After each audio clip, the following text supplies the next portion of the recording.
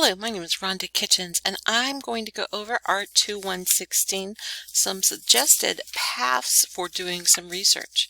Now, this is going to be doing art research, which has both historical and an art context. So we're going to be looking into different areas.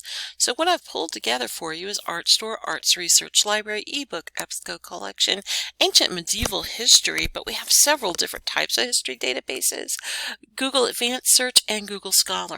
Also, I have ProQuest Research Library, which is huge and will have all those components in it. This is a collection of our art databases. This is a collection of our history databases. And this is Flipster, which I really want you to know about. And it has Architectural Digest, Art Forum International, Ceramics Monthly, Art in America, and Art News. Now, what's really great about Flipster is it looks like the magazine. It's full color. It's inspiration. It might not be the best thing for this particular study, but I need you to know about it because it's fantastic. So let's go look at Artstor. What we're going to have to do for this, we're going to be looking for historical context. It's a cultural artifact and it has something to do with the times, the culture, the theme. So if we're looking at things in Egypt, Egyptian art, ancient antiquity, all these different words will come into play. Keywords are how we pull our research together. They're the big part of the search strategy. Now, of all the things that you can bring into this, Wikipedia is not one of them. So I'm going to make sure you have plenty of awesome options. And I hope you'll kind of enjoy some of these pieces because they have a lot of application and so many things that you might work on here. Some other keywords for this might be analysis, critique, criticism, history, historical, composition, realism, controversy, and scandal. Some of my favorite too. But let's give it a look. You also have these topics, and I'm going to misspell them frequently, but let's go on. So first of all, Artstor. Now, what this particular database will do for you is give you just images. And you're like, I have Google Images, Rhonda. I understand this, but guess what? We're going to do this, and I'm going to show you why. M.E. Macari. I promise you many misspellings. And let's see if that one works. It doesn't. All right, so what we're looking at here, you're like, oh, I probably could have found this. Well, you probably could have found somebody's Instagram with these images they took of them, but these are people who are trained in the art of photography. These are put out by organizations and museums and things of this nature. And in many cases, they're not just going to show you what you may typically see. They're going to show you some different angles. They're going to show some content. In some cases, if they're inside of a particular room or a series or an event, they're going to show things beside it. And in this case, you can see where they might have found it in the outline of the actual pyramid. So that's the type of thing that Artstor will do for you. And you'll simply search the name of the piece, the name of the author, or some thing. Because I have discovered, and I missed this in the class, because Tutankhamun can be spelled many ways, but King Tut is how I remember referring to it as a child. So King Tut is going to be a pretty legit search as well. So let me go back to their guide. And the reason I'm doing this, while certainly we have databases A to Z, there's over 170. So I want to give you the best possible ones. So this is an arts database. Now what this means is it specifically would have publications that are art magazines and journals. So let's do the Menkari and Queen search. Queen. Well, we do have 20 results, but let's make sure we select this. Now this is going to be a scholarly journal, a magazine article, it's going to be something here. It's going to talk about some things, stunning creations from ancient Egypt. This is going to be Maclean's, and this is going to be a Canadian magazine. This is an American magazine that also covers topics of art. This is going to be Town and Country. Very interesting where that goes. Letters to the editor. Maybe not useful, but maybe. Sometimes letters to the editors can be quite dramatic and give you some different things. So for this, it's not way strong, but it might be useful. Let's look at, and we're looking at the bust of specifically, but let's go in big, and I'm just going to put bust. That way we'll be able to get things about her and the bust all together. We see 677 full text. We've reduced it down to 115. Okay, so there's it's in the International Artistic Dispute. Like I said, I love scandals, disputes, and controversies, and this particular piece has a lot of that around it. So somebody made a body for them. It might be interesting. Intellectual property. Who owns the past? There's a report. There was a conference that might have this piece in it. There's 115 things. Whose head Calliope? African arts. This is actually a rich one. So you can see databases are going to be vary from topic to topic, and this one's totally rich, and the other not so much. But it could also be the spelling of the name, because Egyptian names are kind of given a Latin spelling, and that could vary. So you might want to try it a few different ways. And sometimes in your research you can find those varieties of spellings. So here you can find a full text article, critique, unusual ways of looking at it, different lenses about the past, the future, where it's at now, and in this case, somebody that actually made a body for it. So let's go look at the next piece. This is EBSCO ebook collection. Now, the library has a floor of print books, but this is probably 5 times that size. And I want to show you a way of looking at it. You might believe that you don't want to read a 100 to 400 page book for this project, but with an ebook, and actually with a real book too, you can see the table of contents and an index, but with an ebook you can actually search all of the text. So let's see if this particular thing comes up. I'm just going to do a search without selecting a field, so it's kind of a general looking for the abstract and whatnot. And this is going to not work here. I think it's a spelling. So in this case, kind of keep looking. Let me find one of the other palette. I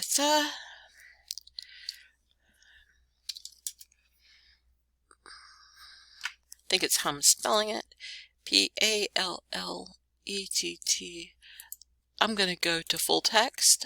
I'm going to search all text fields. And this might have a piece.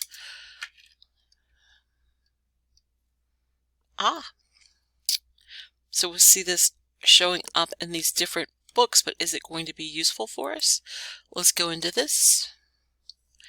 And I'll show you the beauty of these books. They have a search within. They certainly have a table of contents. I can go here, Normer, to see what's in here. And we'll see it only has one L, and that was my big error. So when a database doesn't do what you want it to do, first of all, check your spelling, and then consider you may not be in the right database. So you can see within this book, if we're looking for something on this topic, it gives us a little bit of context, and then we can go to that page. Of course, it's not going to be the references. Let's see how this looks. This must be a collection of essays. Maybe. Just going to bring this over. And it's going to have a little bit of a margin piece showing you where it first showed up. So right here. So you'll be able to look through the book by using search within. You also have a way of flipping the pages here, one by one, and you can also make it small to fit your screen so you could read it better, or whatever you may be doing with it. So that is how you would use the ebooks if you're looking for a way to cite it. Let me show you that section up here. Cite. You'll be looking for Chicago Manual of Style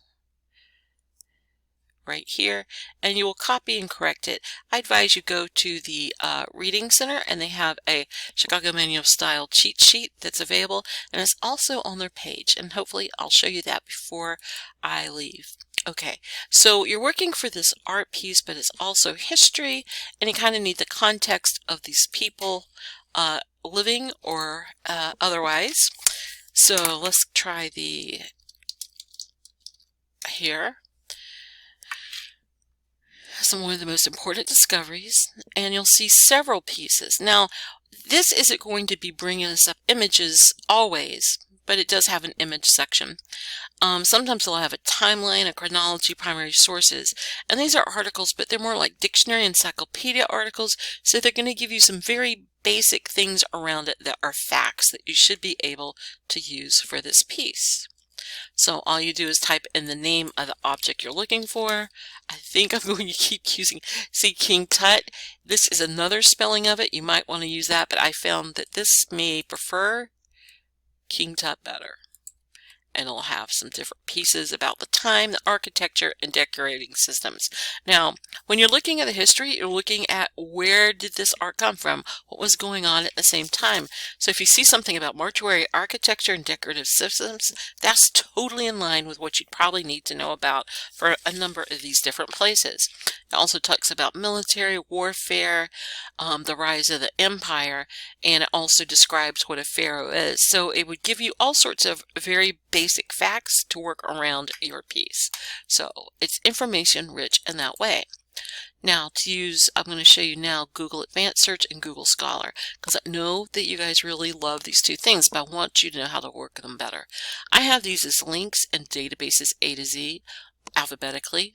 That's what A to Z is, but I've pulled them out here for you to look at them. Now, Google Advanced used to be actually by the Google search bar. It's disappeared. I don't know where it is now, but this is how I'd like you to look at using it here. So I'm going to do Nefertari, and you put in the word. What I love about Google Advanced is see all this stuff. It tells you how to do all sorts of search strategy. Put exact words in quotes. Rat terrier here, but King Tut would also be an example of something to put in quotes. But what I really want you to see is site or domain. For this project, I advise that you use .org, but don't use Wikipedia because you're advised not to for this particular thing. Of course, it does also have a lot of images that may be useful for you. You'll see that this is under here. We have some PBS pieces that would also give you some background from the Met, from Khan Academy, Art Store, where we already were, but you can go there again if you'd like to do so. Collection Spotlight, World Treasures, Archaeology.org, Science.org, all these places that have some authority and credibility in regard to working with this piece. You can also add in other keywords like the material used or persons around it or the different things that might turn up something you would like to have, but this would be your very basic search. Now I want to let you know you could also do the search with a .gov and find government sites, or .edu to find some things in education sites, but this site .org is going to get you sites like that. Now if you were looking for other things, you could look up twitter.com. bigbend.edu is a site, but here I'm just using it to restrict us to .orgs so we could break out of the Google bubble and the algorithm. You notice there's no ads and there's no shoes, no nothing. It's something that's kind of it helps you break out and look at things in a different way. 73%, according to Pew Research, of people don't go past the first page of Google. That's shocking. So when you start working at this level, you're actually beginning to do real research. Let's go to Google Scholar. Now, only use the Google Scholar that I have put in databases A to Z because I've included here the institution code, and this makes sure that you find scholarly materials that are full text, mostly. I'd say it works 85% of the time when it's marked to do so. I'm going to put in Nefer. And we're going to go look. Now, if you go here or here, you will probably hit some form of paywall. But if you're over here, you should be able to get to full text. Like some of these, you will not know why it's here, but apparently it is an author. So you might want to put Bust of Nefertari in quotes, and that will search it as it is. This is an infamous book that's about the queen. And let's just kind of go one more piece in. When you see this, it should come to us, go through our catalog, but this is going to be one that is not something I can find. That's the 85%. Let's give this one a shot, even though it looks like a science piece. The full text is available in this database. So 85% of the time it works, but even at that, the fact that it uncovers some of these other full text sources is really quite fantastic. Something else to know about Google Scholar, you can see how many times it's cited and where it's cited. So if that article was good for you, it is possible these would be as well. Same rule on the right hand side. You should be able to 85% of the time reach the full text. Go here, that's a paywall. Go here, that's some things that have cited this.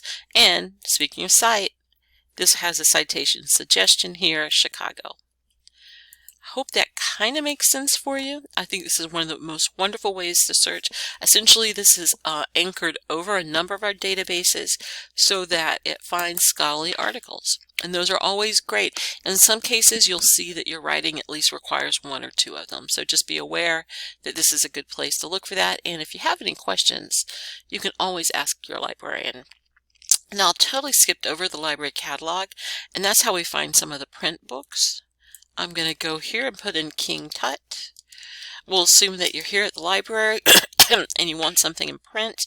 I'm going to show you how to make sure you find those. Look here where it says held by the library, and you'll get the Library of Congress numbers, and yes, absolutely, we have children's literature. The DTs are actually history. We have about 2 shelves of Egyptian history at least. And remember, there are also some online. Remember, when you're looking for your topic, look for the history around it, the fashion, the stories, and everything else, like the art and the history of sculpture itself, stone sculpture. All of these are legit ways to do your research when you're working around your topic. This happens to be King Tut's tomb and what was found in it. And if you write this down, you'll be able to go to find DT, then find 87.5, and then T, and then 7 is alphanumeric. And be aware again, these might be a little old, but online our ebooks are much more up to date.